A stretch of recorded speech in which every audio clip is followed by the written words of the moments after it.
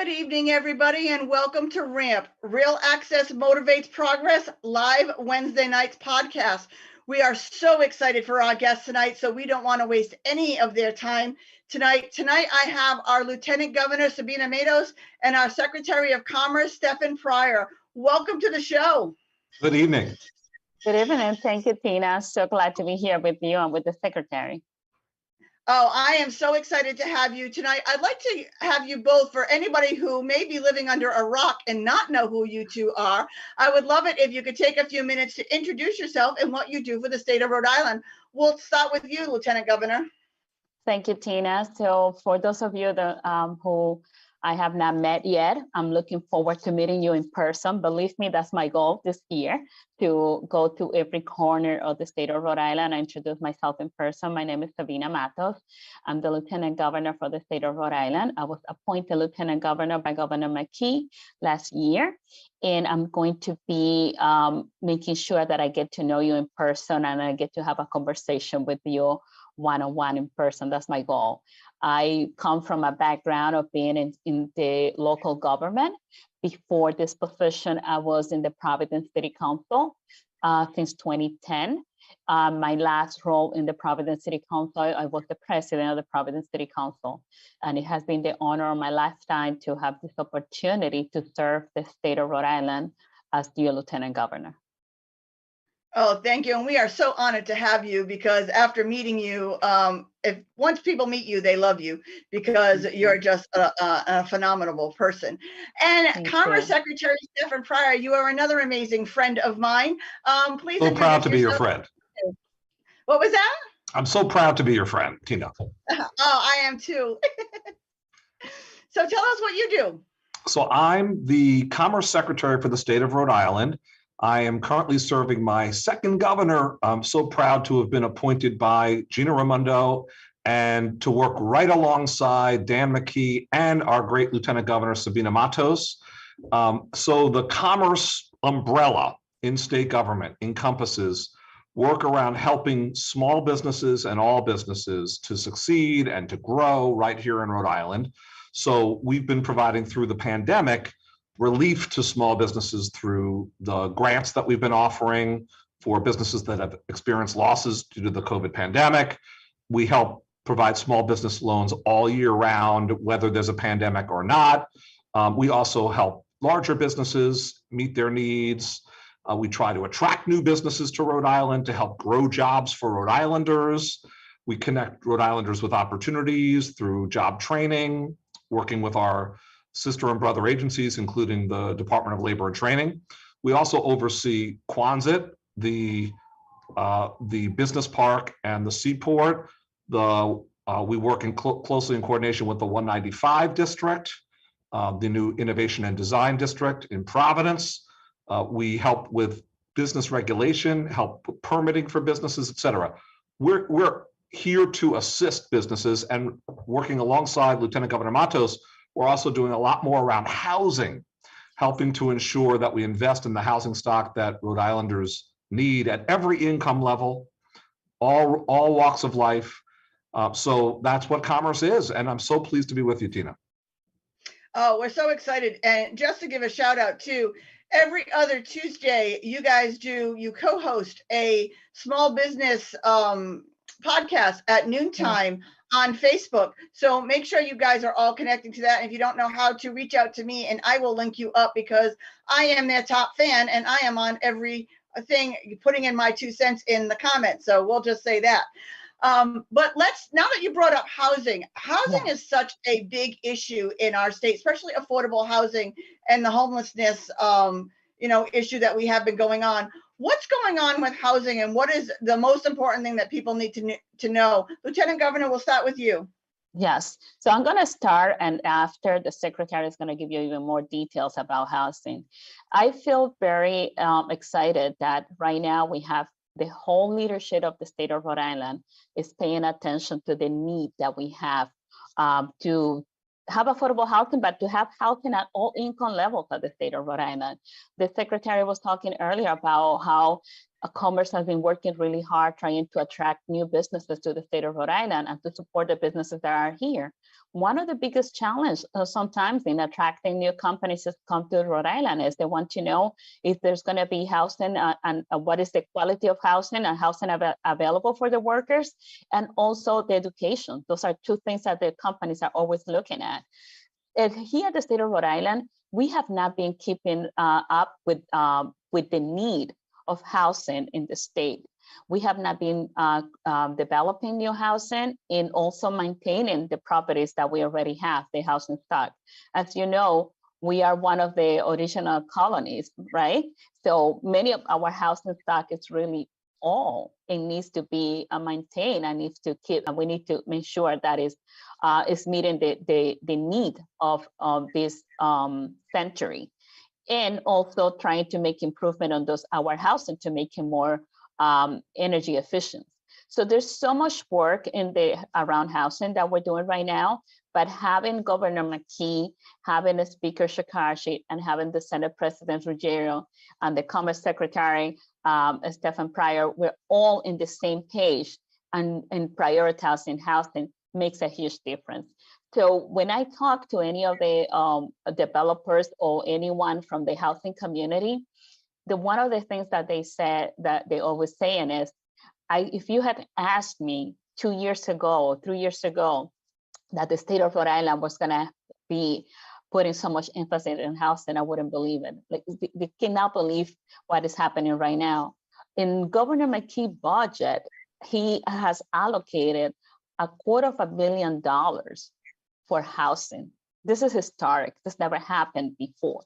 And we have so many new initiatives and programs in, I'm just gonna pass it over to the Commerce Secretary so he can give you more details about those. My pleasure. It is an enormous priority for our state. All of our elected leaders are really unified, all of the top leaders in carrying out this agenda of promoting and making available quality housing at different price points, including affordable housing and workforce housing, so that we can help Rhode Islanders find the house stock they need. So there's several different programs that are now underway with more resources. One of them, Building Homes Rhode Island, is a bonded for program that gets dollars on the street to developers to build affordable housing, in particular, housing for people who can't afford market rate housing and deserve to be under a roof in safe and clean, affordable housing. So we have just recently allocated $31 million across an array of projects throughout the state to help get these developments going. We also have, for the first time in Rhode Island history, a steady funding stream that's going to replenish funds on an annual basis, multiple $1 million every year, to also bring about more affordable housing. Beyond that, we've just launched a site acquisition program that's going to help developers of affordable housing find the sites of sufficient size that they need to build the housing stock. So you've got to have the land prepared and ready so that the shovels can go into that ground and build such housing stock. We've got a program that now does that. And best of all, under Governor McKee and Lieutenant Governor Matos, we now have a proposal for $250 million out of the federal American Rescue Plan, the state fiscal recovery fund component of the American Rescue Plan, $250 million for affordable housing and housing more generally in our state to ensure that we build more housing stock, so that we can catch up in the way that the Lieutenant Governor is referencing. We haven't built enough to keep up with demand. It's a supply-demand problem. And we haven't kept up with our nearby states, our bordering states, and the rest of the region on the rate of production. We've got a lot of catching up to do, but this kind of investment, $250 million, is going to be very meaningful. And we look forward to working with House and Senate leadership to bring its passage. And what we need to make sure is that we're not only building affordable housing stock out in the community, it's accessible. It's physically accessible for those who need it, for families, or maybe the mother, father, or the children who need the accessibility. But out and about in the communities, we need accessible housing. I know that as a huge priority to most of my listeners, here. So is that part of the housing? Is that something that's on the radar? So Tina, I'm so glad you mentioned that, because in my office, every time we talk about housing, we talk about affordable and accessible. That's the way how we talk about housing. Has to be affordable and accessible. That's how we define it. But also, some of the big changes that are happening right now is the secretary has right now a deputy secretary of commerce that is just dedicated to housing. Yes.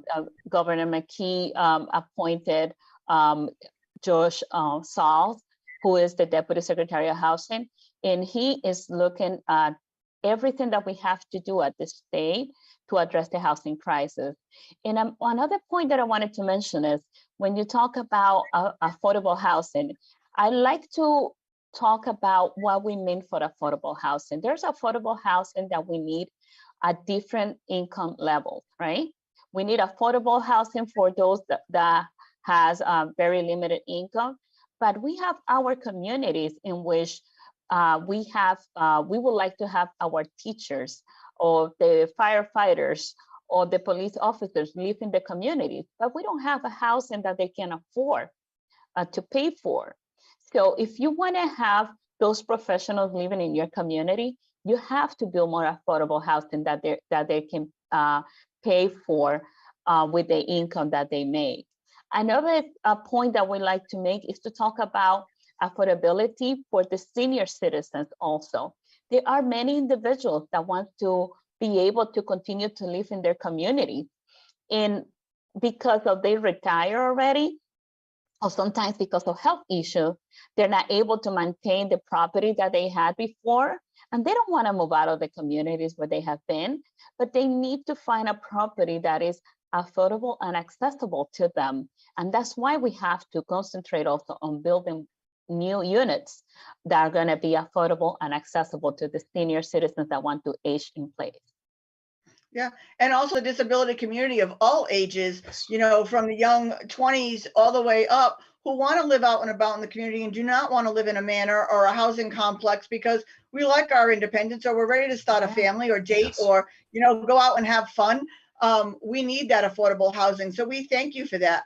The next thing I want to talk about is, especially around a lot of the high rises, the businesses around them, like I can name two in Providence, that they have to travel a mile just to be able to access the businesses around them because the businesses are not ADA compliant. So if they're using a mobility device, they can't get in. So I'm going to address this one to you, Secretary Pryor. Yes. What would you say to local businesses as why ADA compliancy benefits them and their bottom line? Like, why is it so important? It's enormously important. And I want to say, Tina, this message is to business people, including business people who run small businesses, and it's to developers. I want to get back into housing a little bit. It's the same message. Accessibility is to your advantage, business people and developers. And that's because there is a very significant audience, customer base that wants to shop at your stores, that wants to dine at your restaurants, that wants to live in your complexes or developments. And only cannot be possible if you make them accessible. So that's why the Lieutenant Governor always uses this theme of affordable and accessible in housing. And that's why we have multiple programs that can help small business people, can help developers. So let me get into that a little bit. So first of all, if you are a Main Street business, meaning that you are on a commercial stretch and you want to improve your entranceway, you want to improve your facade and your overall appearance while you're at it. You want to make it more accessible and attractive for customers, including customers with disabilities. We have proposed a program called the Main Street Program as part of the governor's budget for the utilization of the American Rescue Plan dollars, so that Commerce would have a new initiative where we can invest in main streets, the front door, if you will, to small businesses in a commercial stretch, and accessibility absolutely can be part of the budget and the project. And I want to encourage small business people, landlords, for ground level retail and for commercial properties generally, please talk with Commerce, because number one, we want to advocate for this program in the General Assembly so we get it funded. Number two is we want to know your needs to make your properties ADA compliant. We want to do that. Similarly for housing. If you are a developer out there and you're listening to this program, we want you to build ADA compliance into your renovations, often required by law, but we want you to do it. And if you're building a new complex or development, we want you to build accessibility in and include that in your project pro forma, and let us brainstorm with you about, here are some funding streams from Rhode Island Housing. Here are some tax credits, such as the Rebuild Rhode Island tax credits from the Commerce Corporation. Let us figure out how to fill a gap in your project budget to make your development, your project more accessible. And there are so many tax breaks out there, I just want to throw out, that are already built in, that you can get 50% state and 10% federal back for ADA compliancy. Now, just to give you a little bit of stats, Federal Hill, just a little over a year ago, before our big Accessibility is Beautiful event, there were 2 restaurants that I could actually roll into. When they redid their sidewalks, ADA compliant, so they went graded to the building. So now there are 14 businesses that I can access and my community can access on Federal Hill that's still beautiful, that has not taken away from the historic value of Federal Hill, but now they're letting more people in to raise their bottom line. Lieutenant Governor, what do you think about that?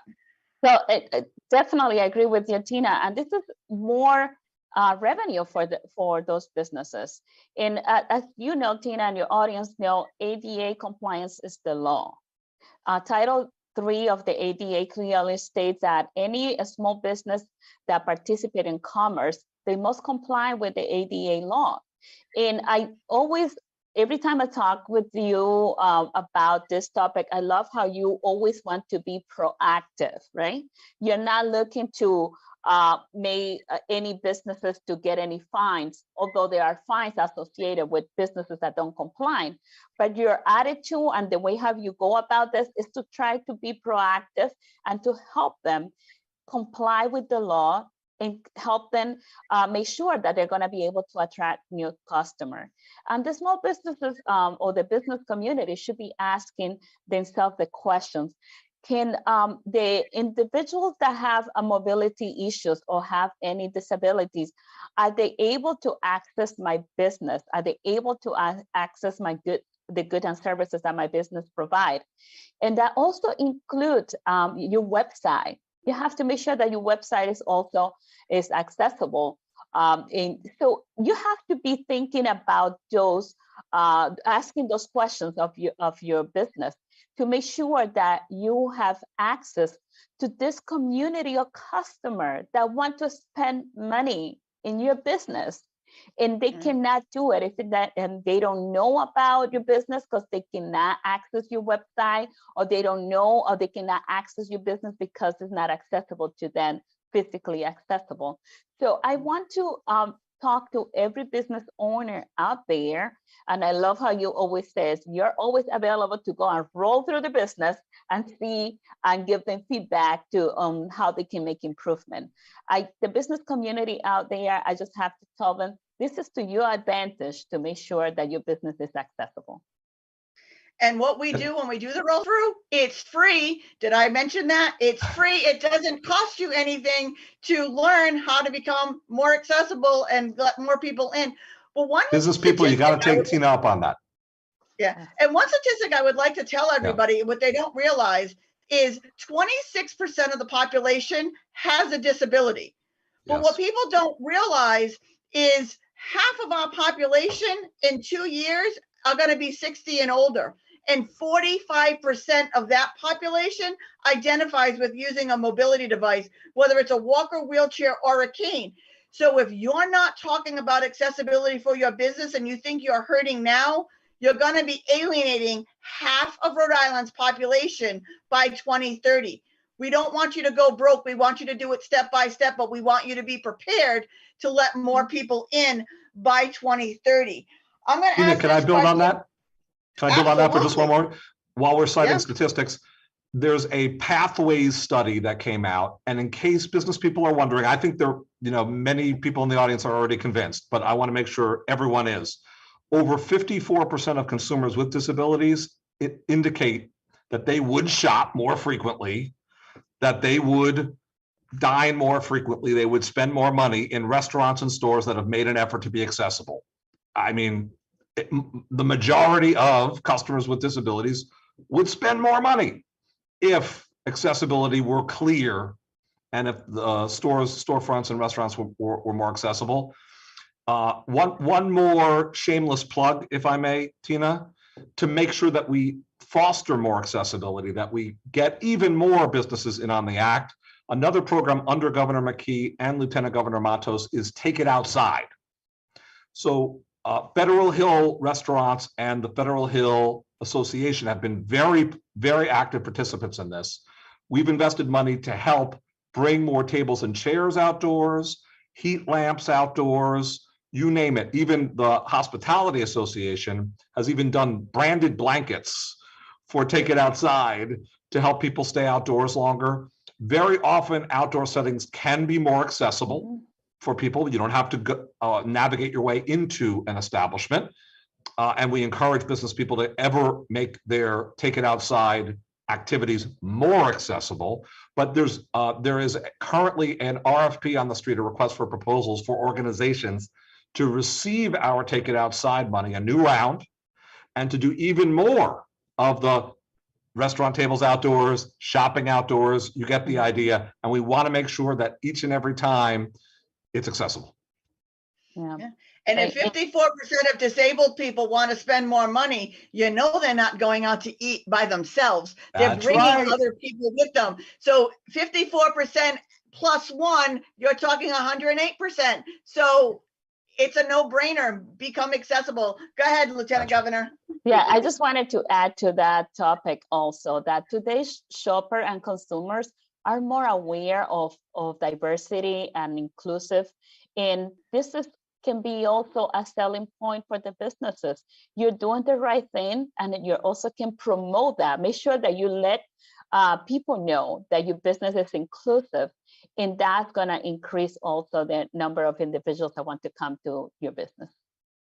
And once you become ADA compliant, you call me back out and I will come and do a free video and a roll through of your business to show how accessible it is and post it all over my national nonprofit website pages. Did I say national? So you're not just getting Rhode Islanders, you're getting all of Southern New England and across the country. So I will give you free promotion too. So you're going to raise your bottom line. You're going to let more amazing people into your stores, and you're going to get free promotion and commercials.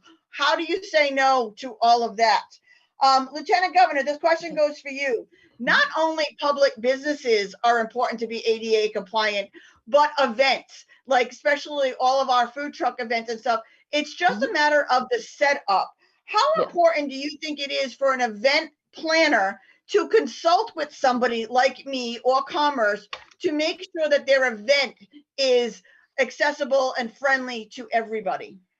It is key. It is very important. As you know, and you would just make some reference to the number of individuals that are going to be over 65.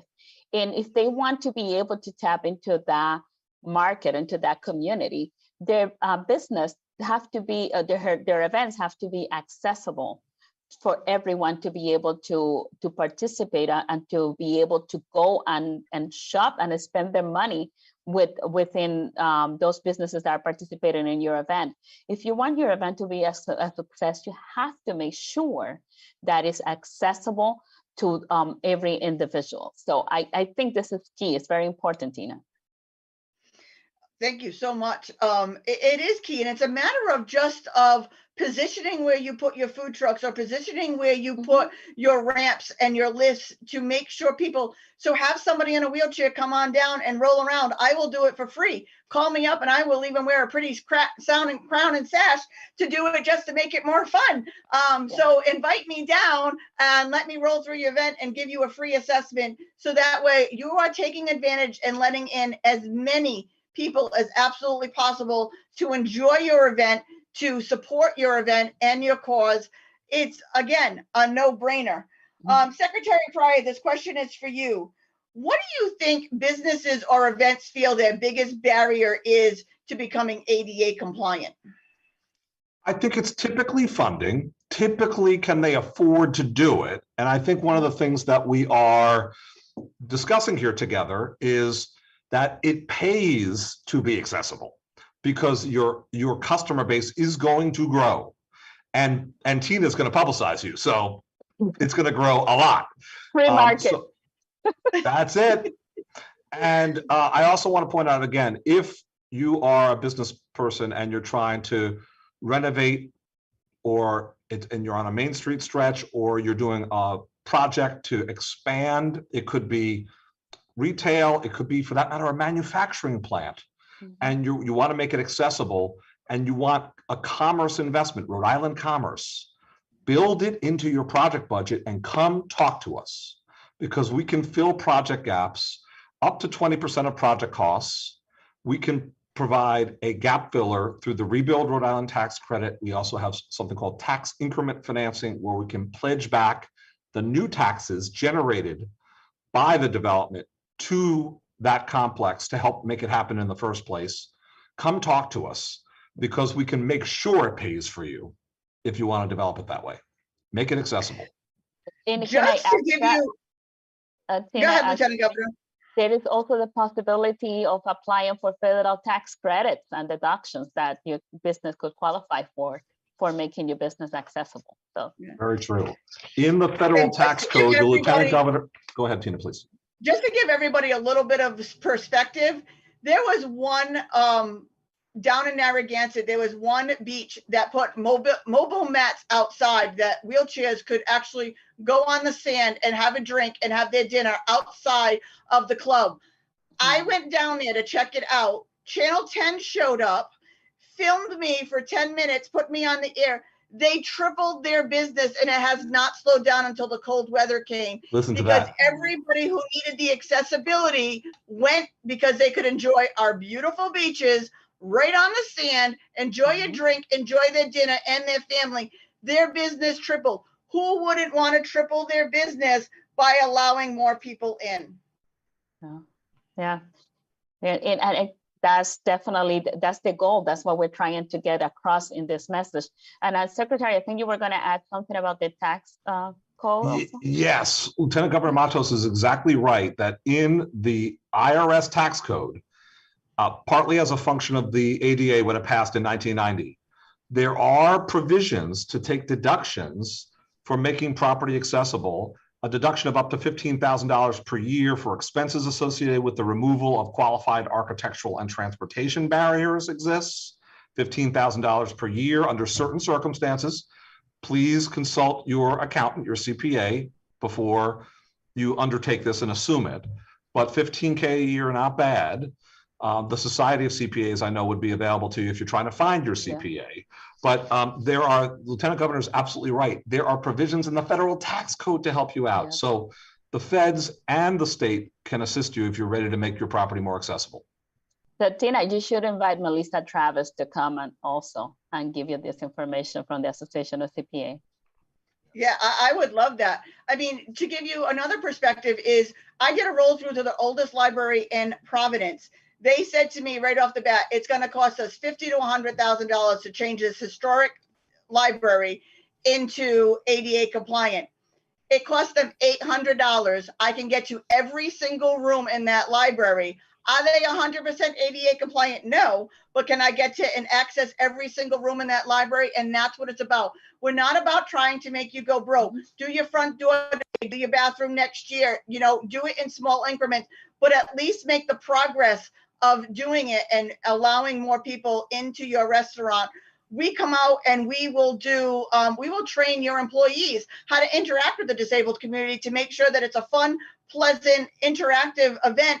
So we'll also show you how to hire the disabled community, because who wouldn't want to work with me? I mean, if your building is accessible, I will have a party at your place every night. Let's go. I'm ready. You know what I mean? But I'm already on staff, on the Lieutenant Governor's staff and the Commerce Secretary's staff. I'm a volunteer staff member on both of their staff, so I'm kind of a little spent right now. I think your energy is boundless. Right? Yeah. All right, next question. Yes, go ahead. Next question for Lieutenant Governor. How would you promote to local city and towns why they should be promoting this to their local businesses, Lieutenant Governor? Yes. So as you know, Governor McKee and I worked really closely with the different leaders of municipalities based on our background, both coming from local government, from municipalities. We understand how important working with the municipality is to improve the quality of life of the residents of the state of Rhode Island. Working with the municipalities, we can accomplish a lot to make sure that every new venue that is added, any new improvement that is done in the different municipalities is in compliance with the ADA. And earlier we were talking about the great opportunity of you connecting with the league. This secretary and I were commenting about this. I think it's going to be very, very important for them to hear directly from you and everything that you're able to provide to them, the resources and your knowledge, and in how you can give them advice on how to make improvement. So working with the municipalities is key. Commerce Secretary, I'm going to throw one at you. I did not send you this question prior, so I am not trying to stump you, but it was something that came up in 2 meetings that I was on today. So I'm going to bear with you and help you out here. We have in this state one taxi cab, one van, wheelchair accessible in the entire state of Rhode Island. So any person of disability coming into our state has to go to that one taxi cab company that has one van that is now booked out solid for the next month. How can we go about making, because my wheelchair doesn't fit on one bus in this city, in this state. So I can't even take the bus. The RIDE program has an extensive application, so you need to get pre-approved. By the time you do all that, there's no sense, like out-of-staters and stuff could not use that. How do you think that we could work on getting more taxi cabs or more affordable vehicles to help people get around, and we can bring in commerce from other states of people with disabilities and be able to get them around our state? Very good question. I can't believe how few are on the street based upon what you're saying. That's terrible. Tina, what I would say is I'd love to team up with our Rhode Island Department of Transportation Director, Pete Alviti, and with RIDOT and with other agency executives in our state. I would love to reach out to, frankly, auto producers and, on the one hand, see what kind of deals can be made to work with our taxi providers. And RIPTA might want to get in the act on this too. And I'd like to scour the federal grants. I bet there are federal grants that would help to pay for the vehicles for some of our taxi cab fleet owners to purchase a new vehicle that's accessible. By the way, let's make it green. Let's make them electric. But let's start with accessible to meet the need that you just described. So if you are hearing this program and you do run a taxi fleet, or you're an individual driver and you'd like to make your vehicle accessible, reach out to us. And with RIDOT and with RIPTA, for that matter, I'd like to investigate this under the governor's and lieutenant governor's guidance. And that just shows how amazing you are, because 5-6 years ago, there was a bond or a help program that we did have 5 or 6 in the state, which I still don't think is enough, but it's better than one. But they, after 5-6 years being a taxi cab, they have to change over, and no one renewed it because the money ran out. So there was a program 5-6 years ago, but the money ran out, so nobody picked it up. But this one taxi is booked out for the entire year. Oh my Now gosh. imagine our summer with all of Newport open, and we have the accessible catamaran that comes down, and all of the wheelchair users that come, and they can't get to any other part of our state because there's no vehicles to cart them around. We need to do better. We have a beautiful ocean state that we want our local people to come in and see it, and we can't get them around. So thank you so much for looking into that, because I'd love to be again on that. Not that I don't have enough to do, but it's another one I will add myself to, because it's important. Yes, it is. Truly is. Lieutenant Governor, what do you think the biggest hesitation for people in Rhode Island about ADA compliancy? What do you think their biggest hesitation is? So I think one of the hesitation is that they think it's going to be costly, and they don't know that there are resources to help them have their businesses be ADA compliant. So I think that's one of the biggest challenges right now. We need to continue to provide them the information and about the resources that are available, so they understand that this is just going to help their business. We need to continue to have this type of conversation and letting them know about the potential for new customer that they can have by making their businesses compliant. And as also when you were talking now about the taxi, like I'm pretty sure there's someone out there that would like to have a business idea to have this service available. So you should be writing a business plan right now and making sure that it gets funded, because I think you're going to get funded, and there must be resources also at the federal level to help you with that. If somebody really wanted to write a business plan in Rhode Island, here's my business pitch for you. I'm going to give you the idea and everything. How's that? Okay. Number one, you cannot buy an accessible vehicle in the state of Rhode Island. There are no dealers in the state of Rhode Island, which means you can't have your vehicle serviced in the state of Rhode Island, because you have to have it serviced under your contract and your loan with the person you bought it from. So which means that money is going out of Rhode Island.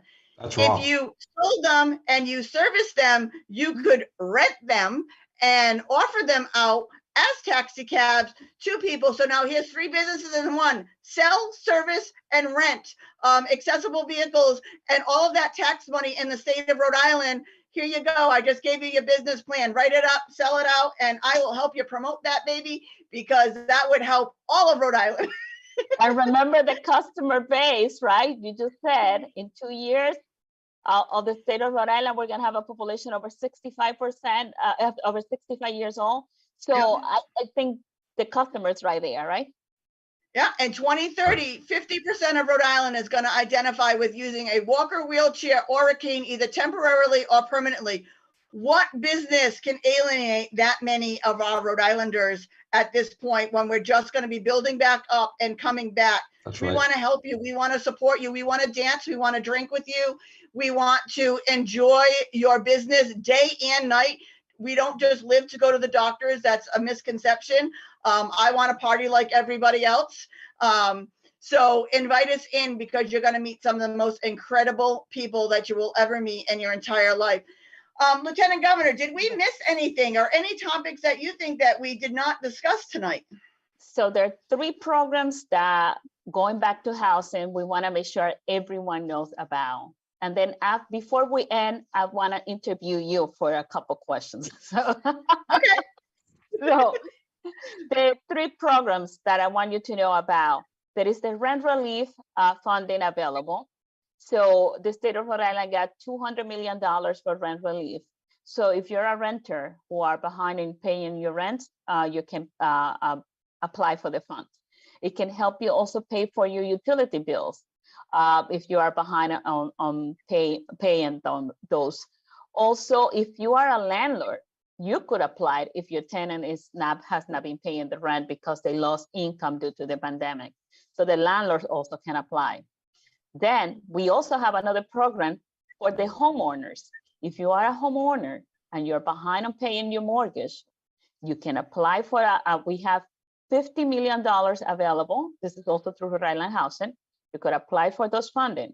If you're having problem paying your mortgage because you lost your job or your income decreased during this last 2 years of the pandemic, you qualify to apply for this funding. And also it's going to cover if you are behind on paying your municipal taxes. If you owe money for your taxes as a homeowner, you can also apply for this funding. And if you're behind in your utilities, also you can also include that in your application. Those are two very important programs that I want everyone to take advantage of those funding. Governor McKee always says, this is money that came back to us from Washington. This is money that we sent to Washington, came back to us, and we don't want to send it back. So make sure that you apply for those funding. Then there is yeah, go ahead, Tina. And when in doubt, just apply, because you don't know if you're actually going to be accepted. So if you're in doubt, apply. What's the worst they can say? No? Okay. At least, but what's the best they can say is yes. Yes. Okay. So apply. Don't disqualify yourself. Apply, you never know. And the other program that it was just announced last week also with Rhode Island Housing and Governor McKee and the secretary, we were in Pawtucket to announce it, is the down payment for those that wants to buy a home. It is $25,000 for down payment. So Secretary, can you want to tell us more about it? Sure. Check out the Rhode Island Housing website, and they will give you all the details. But it is a newly established program, so come check it out and be an applicant, because otherwise you can't get it. And Commerce Secretary, is there anything that you wanted to mention that I had not brought up tonight? So here is your 2 minutes of fame. Love it. Yes. Okay. Job training, job placement. So first of all, let's start with the fact that ours is one of the strongest recovering economies in the country. We're currently ranked 6th in the country for the speed and the strength of our economic recovery here in Rhode Island. And by the way, it's not even close compared to Massachusetts. Massachusetts in the current ranking, 47th, we're 6th in the country. New York, 50th, we're 6th in the country. We lead the entire Northeast. That's a great thing. It also means that the employment market is tight and that many, many employers are looking to hire new employees. It's a great opportunity. So if you are a professional with disabilities, if you are someone seeking employment, it's a great moment. It's great for everyone in the labor market. And I just want to point out that the state of Rhode Island can help provide training services in particular for individuals with disabilities.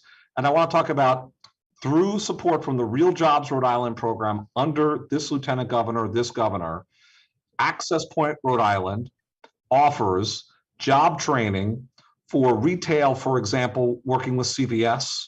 There's a specific tailored training program, learning on-the-job skills, developing soft skills, gaining employment skills.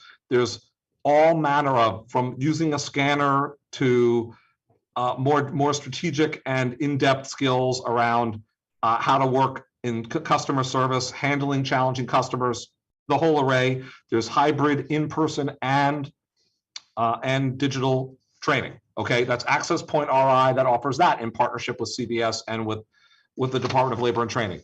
There's also CPNRI, Community Provider Network of Rhode Island, is doing a training with Skills for Rhode Island's Future, placement services with Skills for Rhode Island's Future to help people with disabilities obtain jobs. Again, this is an incredible time to seek it out.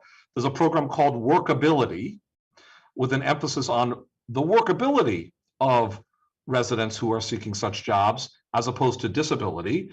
Skills for Rhode Island's Future offers this workability initiative, and they are working with multiple state agencies and multiple employers to help find these vacancies that are now abundant in Rhode Island. Check out, there's skillsforri.com/workability to get information on that. On any of these programs, I'm just illustrating, Tina, with some of them that Lieutenant Governor Matos and Governor McKee are helping to fund. You can check out dlt.ri.gov. It's an incredible time to enter or re-enter the workplace, and we want to make sure that professionals with disabilities have that opportunity. Yeah, absolutely. And if you don't remember any of those websites, message me. And I know all of those websites because some of my board members work for those Of course. organizations.